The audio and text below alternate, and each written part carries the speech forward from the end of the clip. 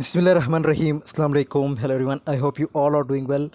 आज जो पोएम हम डिस्कस करने जा रहे हैं that's from American literature voyages by Hart Crane. बहुत ही इंटरेस्टिंग पोएम है। इस पोएम में हम title significance, key points, poem translation, themes और सिंबलिज्म को डिस्कस करेंगे। सो टाइम वेस्ट के बगैर let's gate.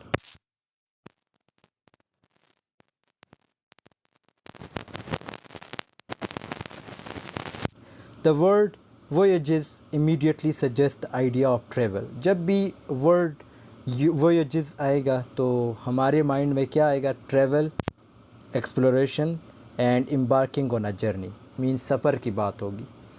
This aligns with the central theme of the poem which revolves around the metaphorical journey of self discovery and transcendence।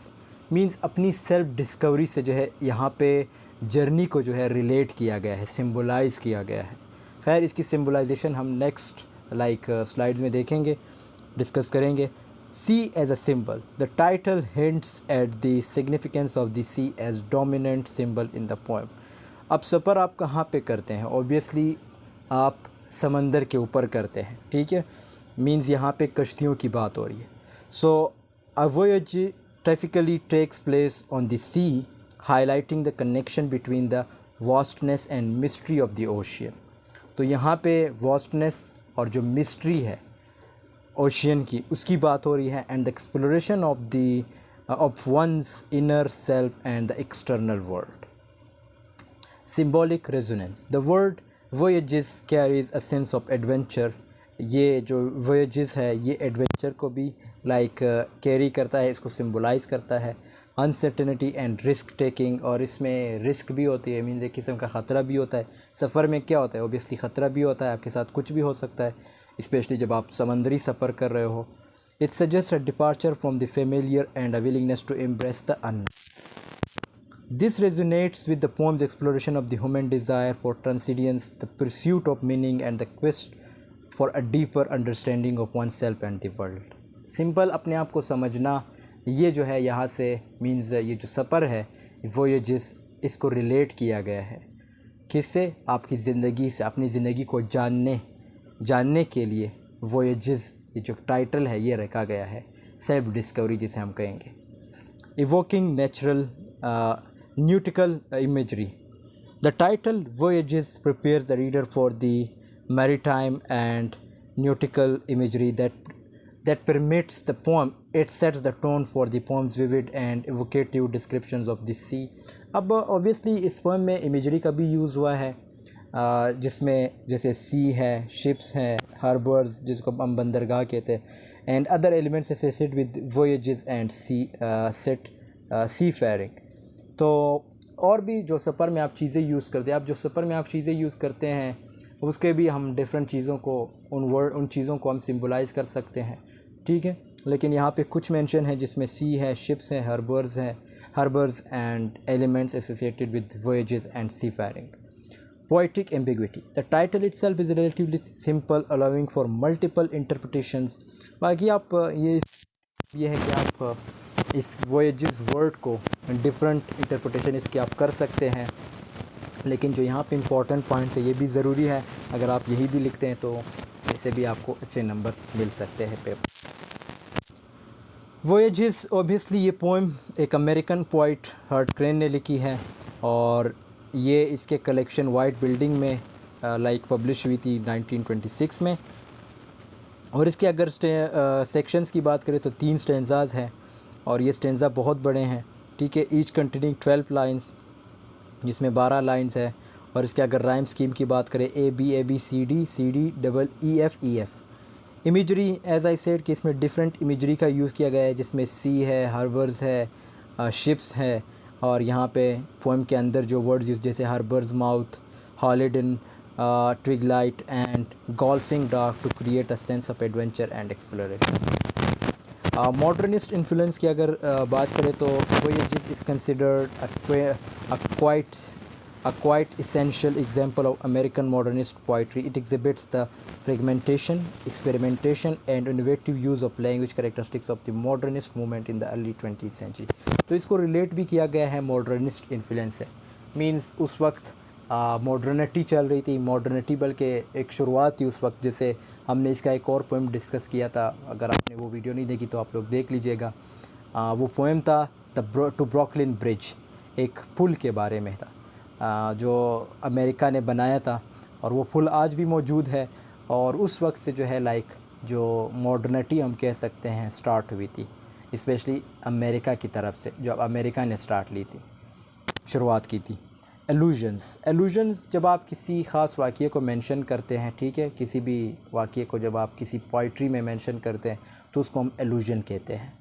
तो इस poem में भी कुछ एलूजन्स, जिसमें मैथोलॉजिकल एलूजन्स का जिक्र है, जिसमें है O to sail forth alludes to Walt Whitman's poem. तो इसमें वॉल्ट वाइटमैन्स पोएम की तरफ इशारा है, और उस पोएम का क्या नाम है, O Captain my Captain. And the line, then O voyages whose bark wears of Elysium, references to Greek mythology, concept of Elysium as a paradise or afterlife। ठीक है, एलूजन आप सिंपल इसको, ये एक लिटरेरी डिवाइस है, भी आप लोगों ने माइंड में रखना कि ये एक लिटरेरी डिवाइस है, और किसी ख़ास वाक़ये की तरफ जब हम इशारा करते हैं पोइट्री के लाइंस के थ्रू तो उसको हम एलूजन कहते हैं। जिसमें आपने अल्लामा इकबाल की बहुत सी पोइट्री देखी होगी, उसमें जब ये इस्लामिक वाक़यात की तरफ इशारा करते हैं तो पोइट्री के एक दो लाइंस जिसमें आपका डायरेक्ट, अगर आपने वो इस्लामिक वाक़या पढ़ा होता है या आपने पढ़ा होगा कॉलेज वगैरह में, स्कूल में, तो आपको डायरेक्ट याद आता है कि ये तो उस वाक़ये की तरफ इशारा है। लैंग्वेज एंड स्टाइल, इसमें जो लैंग्वेज यूज़ की गई है वो obviously lyrical and musical type है, रिच इमेजरी का यूज़ किया गया है, फिगरेटिव लैंग्वेज है, और इसमें जो हम कह सकते हैं कि जो लिटरेरी डिवाइसेज वो मेटाफर्स यूज़ हुए हैं, सिमिलीज़ हैं, other poetic devices to create a sense of rhythm and personal context. Hart Crane known for complex and visionary poetry. अब ये जो पोइट है उसके बारे में है, ये जो पोइट है ये हमारे बहुत ही इंपॉर्टेंट पोइट है। ये इसके जो थीम्स है, इसके जो वर्क्स में थीम हमें देखने को हमेशा सेक्सुअलिटी के होते हैं, सेल्फ आइडेंटिटी, ठीक है, सेल्फ डिस्कवरी जिसे हम कह सकते हैं, और भी बहुत इंपॉर्टेंट थीम्स आपको इसके पोइट्री में देखने को मिलते हैं। ये देखो यहाँ पे मेंशन भी अल्कोहलिज्म है, डिप्रेशन है, ये इसके थीम्स है, इसके पोइट्री में आपको देखने को मिलेंगी। Modernist poetry, voyages is considered a quintessential example of American modernist poet. तो कहते हैं कि ये पोइम जो है ये बहुत इंपॉर्टेंट पोइम कंसिडर किया जाता है अमेरिकन लिटरेचर में, स्पेशली मॉडर्न पोइट्री, क्योंकि ये एक मॉडर्न पोइट थे हर्ट क्रेन। अब इस पोएम की अगर समरी की बात करें तो in the first stanza the poem begins with the image of a ship departing from a harbours mouth at night. तो एक शिप है जो हार्बर की तरफ मूव कर रही है, ठीक है। The ship is described as hurled in twilight evoking a sense of mystery and tradition. तो ये किस्म की मिस्ट्री जो है क्रिएट कर रही है, ये जो शिप है, ठीक है, एक किस्म की मिस्ट्री है, एक किस्म की मिस्ट्री जो है क्रिएट कर रही है। As the ship sets sail the poet expresses a yearning to follow its course and venture into the unknown. The voyage is not merely a physical journey but also a metaphorical exploration of the self and the pursuit of resilience। अच्छा, ये जो poem है ज़रूरी नहीं है कि ये आपको इसमें ये बताया गया है कि एक पोइट है वो ख़ुद मूव कर रहा है कश्ती में, मीन सफ़र कर रहा है, ये अपनी आइडेंटिटी की बात कर रहा है। जैसे जो राइटर्स होते हैं वो हमेशा क्या करते हैं, वो ओबियसली इमेजिन बहुत ज़्यादा करते हैं, ठीक है, इमेजिनेशन में ज़्यादा रहते हैं। तो यहाँ पे ये जो पोइट ये भी इमेजिनेशन मीन्स लाइक इमेजिन कर रहा है कि वो एक सफ़र में है, यानी अपनी आइडेंटिटी की तलाश में है, ठीक है। तो सफ़र से मुराद यहाँ पे अपनी आइडेंटिटी, अपने आप को तलाश कर रहा है। The second stanza delves deeper into the symbolism of the sea. अब इसमें सी की जो सिम्बोलिज्म या जो सी की जो चीज़ें उनको किन किन चीज़ों सिम्बोलाइज़ किया गया है इसकी बात होगी। तो poet describes the sea as a vast hanged myth. अब सी क्या है, समंदर क्या है, ठीक है, ये वास्ट होता है और हैंग्ड मिथ होती है, ठीक है, and a conscious being it represents the external world and the depths of the human psyche. तो बहुत ही खूबसूरत जो है, खूबसूरती से इसको सिम्बलाइज़ किया गया है ह्यूमन साइकी से। जो सी है ना, ये ह्यूमन साइकी, एक्सटर्नल वर्ल्ड यानी ह्यूमन साइकी से जो है उसको जो है सिम्बलाइज़ किया गया है। The sea's vastness and mystery mirror the vastness of existence and the search for meaning. The poet addresses the voyages and their ships, suggesting that they are not merely physical sailors but also individuals engaged in personal and spiritual quests। So as I said कि जो पहला stanza इसमें आपने इसको clear बता दिया गया है कि ये जो है एक लाइक जो पोएट है वो इमेजिन कर रहा है ये सब कुछ। तो यहाँ पे सेकंड स्टेंजा में भी वही चीज़ें डिस्कस हो रही है। थर्ड स्टेंजा में क्या है, the third stanza introduces the image of birds in flight. अब इसमें बर्ड्स की बात होगी। The poet see speaks of birds that verge of fire and birds that verge on the wind, these birds symbolize freedom. तो जैसे मैंने क्या बताया कि जो पोइट है वो अपनी फ्रीडम यानी अपनी सेल्फ आइडेंटिटी या सेल्फ डिस्कवरी की तलाश में। तो आखिर में जब आपको डिस्कवरी या अपने आप को अपना पहचान मिल जाता है तो क्या होता है, मींस यू आर फ्री, आपको एक किस्म की फ्रीडम मिलती है। सो सेम टू सेम यहाँ पे बर्ड्स की बात ही हो रही है थर्ड स्टैंजा में। सो बर्ड्स किस चीज़ को सिम्बलाइज़ करते हैं? फ्रीडम को, ग्रेस को and inspiration for transcendence. They represent the human desire to rise above earthly limitations and connect with something greater. The poet expresses a longing to join the birds in their flight and be carried to a realm of spiritual fulfillment. तो poets क्या कहता है? Poets की ये ख्वाहिश ज़ाहिर कर रहा है कि काश मैं भी बर्ड्स की तरह होता, अपनी एक फ्रीडम होती, ठीक है, और इसी तरह ग्रेस होती, इंस्पायरेशन ऑफ ट्रांसीडेंस ये होती। तो ये सब कुछ जो है पोइट इमेजिन कर रहा है। Throughout the poem Hart Crane employs vivid and evocative image. सारी जो पोएम है ये इमेजरीज पे ही कंसिस्ट है, मीन्स इमेजिनेशन ही इसमें यूज़ की गई है। थीम्स की बात करें तो सबसे पहला थीम है transcendence and spiritual longing. One of the central themes of voyages is the longing for transcendence and a connection to something greater than oneself. The poem delves into the yearning for spiritual fulfillment and the desire to go beyond the limitations of the self. So इसमें again like जो poet है, as I said कि वो imagine कर रहा है जो इसकी लाइफ में जो इसने एक लिमिटेशन रखी है, इस पर जो एक लिमिटेशन रखी गई है वो उस लिमिटेशन को क्रॉस करना चाहते हैं। वो क्रॉस कब करेंगे? जब उसे मुकम्मल आज़ादी मिलेगी। तो ये उसी आज़ादी की, उसी फ्रीडम या सेल्फ़ डिस्कवरी, सेल्फ़ आइडेंटिटी की तलाश में है। सेल्फ़ डिस्कवरी आइडेंटिटी ये अगेन उसी थीम से रिलेटेड है जो पहला थीम हमने डिस्कस किया है। The poem explore the journey of self discovery. Poet की सेल्फ़ डिस्कवरी, सेल्फ़ आइडेंटिटी की बात होगी, ठीक है, ये जो है उस चीज़ की तलाश में है।